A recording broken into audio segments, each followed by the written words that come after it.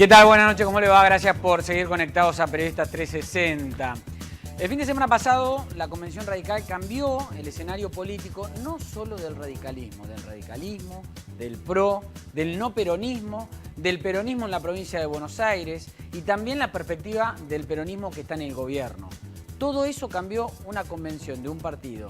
Los radicales se dieron cuenta que efectivamente tienen volumen político como para incidir en el resto del escenario. Vamos a analizar este tema. Hoy tenemos un programa muy especial, tenemos 3 invitados. Vamos a empezar el programa con el primer invitado, es el diputado Cano, José Cano, diputado por Tucumán. Él está allá en los estudios con nosotros y lo saludamos. ¿Cómo le va, diputado? Buenas noches. ¿Cómo está? Gracias por venir. No, gracias a vos.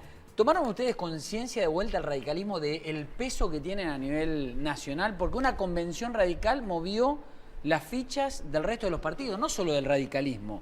También sí, del PRO. Lo primero que digamos que hay que poner en valor es esta idea del radicalismo como partido nacional que durante más de 14 horas debatió, discutió de cara a la sociedad, porque en todo el transcurso de la convención estuvieron representados prácticamente todos los medios del país. Nos hicimos cargo de nuestros errores, hubo autocríticas, hubo debates bastante fuertes, y todo de cara a la sociedad. Y esto no es una cuestión menor en el contexto político de lo que venimos viviendo en la Argentina, porque las conferencias de prensa o las reuniones del partido de gobierno normalmente se sintetizan en una conferencia donde esperan que desde la Casa Rosada manden el libreto de lo que se tiene que leer, y me parece que en ese sentido el radicalismo marca un claro contexto, un contraste entre lo que es el partido de gobierno y lo que es efectivamente la Unión Cívica Radical. Y esta no fue una convención más, en primer lugar porque hay que marcar algunas diferencias con respecto al 2011. El radicalismo en el 2011 no tenía posibilidades ciertas en la fragmentación que hubo entre todos los candidatos de la oposición. Digo, a nivel provincial de los distintos distritos no teníamos posibilidades ciertas de quedarnos con las gobernaciones que teníamos, más allá de Corrientes que la mantuvimos a esa gobernación. En este contexto de esta convención, claramente el radicalismo tiene posibilidades ciertas y concretas de disputar por lo menos en 8 o 9 distritos de la Argentina, lo cual no es una cuestión menor. Y me parece que lo que se debatió en la convención tiene que ver con 2 posiciones. La primera, nosotros creíamos, el sector al cual yo soy presidente del radicalismo tucumano y nuestros convencionales, con otros distritos, creíamos, pero no por una cuestión de oportunismo electoral ni de coyuntura electoral, porque las construcciones, yo te contaba fuera de cámara que nosotros venimos del 3% del año 2007, después de una convención que no fue menor, que fue la convención de Avellaneda, donde la fórmula Labaña y Morales permitieron, por ejemplo, al radicalismo tucumano recuperar una banca después de mucho tiempo, con José Ignacio García Hamilton, que fue diputado nacional. Y nosotros desde ese momento venimos confluyendo con sectores del peronismo. En el 2009 el Acuerdo Cívico y Social, que nace con una enorme expectativa en medio de la 125 en todo el país, Tucumán es el único distrito donde el acuerdo se consolida y sigue vigente, con la particularidad que se incorporó una pata peronista. Y desde ese momento, en todos los procesos electorales que hubo en Tucumán, siempre con el mismo espacio. Entonces, creíamos que unas PASO donde esté representado el peronismo a través del Frente Renovador, el PRO, la Unión Cívica Radical y los partidos que formaban parte de UNEN y que quieran formar parte de ese espacio, me parece que se le daba al electorado la posibilidad de disputar en esas PASO la posibilidad cierta de elegir al próximo presidente. Eran las 2 posturas, ¿no?, en la Convención del Radicalismo. Esta y la que terminó ganando después del voto, la que llevó adelante Sanz, o era la cara visible, la voz cantante del tema, la de cerrar solo con el PRO, ¿no? Ahora, la foto ya está. La foto es, digamos, ir con el PRO.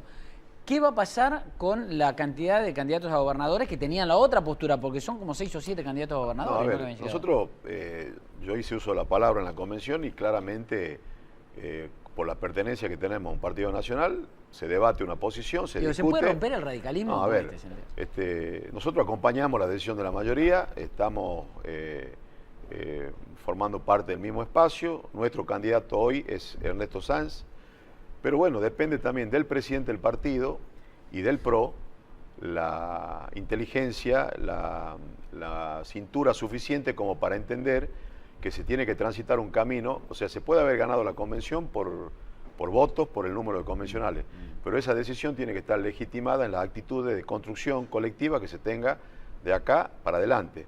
Es decir, en los distritos donde el radicalismo tiene posibilidades ciertas de ganar la gobernación, que no es una cuestión del radicalismo, porque si el 23 de agosto en Tucumán el acuerdo cívico y social pierde, no es que perdió Cano, o perdió Massa o perdió Macri, es que el Frente para la Victoria ganó una, digamos, Pero, ganó una provincia. En este caso, y tomando Tucumán, que es lo que tenemos ahora, ¿el PRO está muy por abajo en Tucumán? Bueno, el PRO el tiene, candidato a gobernador, el candidato a gobernador del PRO, las mediciones que nosotros tenemos está en 3 puntos, 2 puntos. Para ustedes la lógica es que Macri diga, vamos con el candidato del radicalismo. Lo que nosotros entendemos, por lo que el presidente del partido dijo en la convención, que el piso del acuerdo, desde el punto de vista parlamentario, tiene que ver con respetar los lugares donde el radicalismo renueva.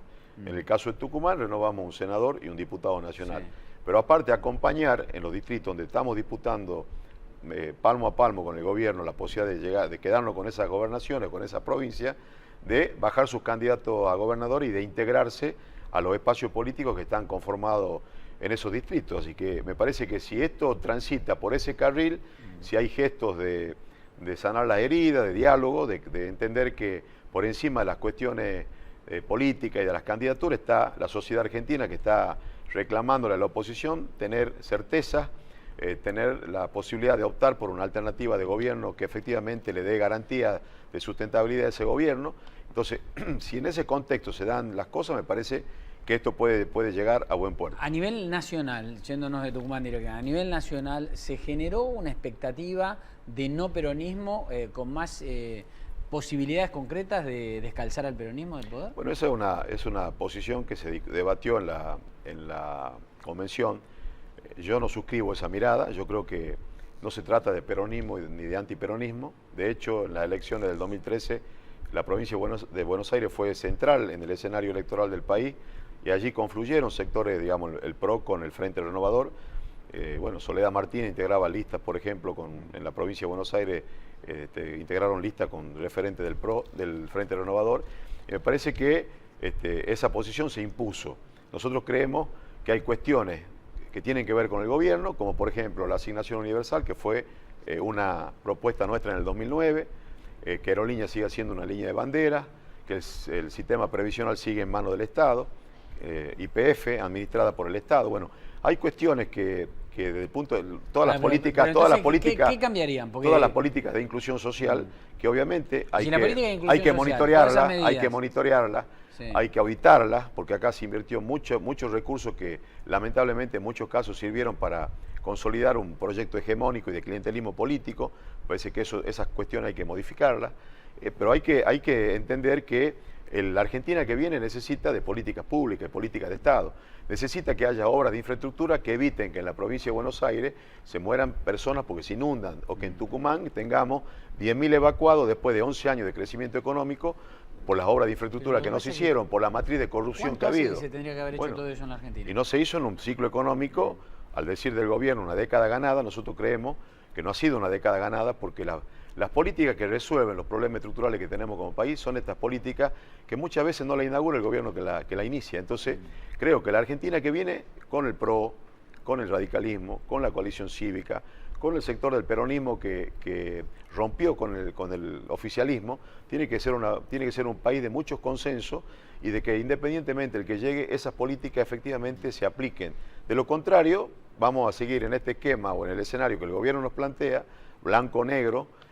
Cada vez que llega un gobierno tiene que refundar la Argentina. Ahora, digamos, al final de la calle igualmente todo indica que la elección va a ser kirchnerismo y lo que no sea kirchnerismo que haya quedado mejor colocado, ¿no? Después de las PASO.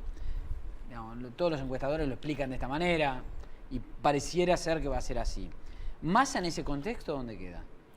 Bueno, hoy el electorado digamos, va a tener una opción que va a ser representada por el PRO, la coalición cívica y la Unión Cívica Radical. Si efectivamente esto transita por el camino que tiene que transitar, va a haber una posición del oficialismo que estará, no sé, todavía falta de que el oficialismo defina quién va a ser su candidato, quiénes van a participar en las PASO. En ese esquema está Scioli. Creo que hoy las encuestas también marcan que es el único referente del oficialismo que podría, desde el punto de vista electoral, llegar.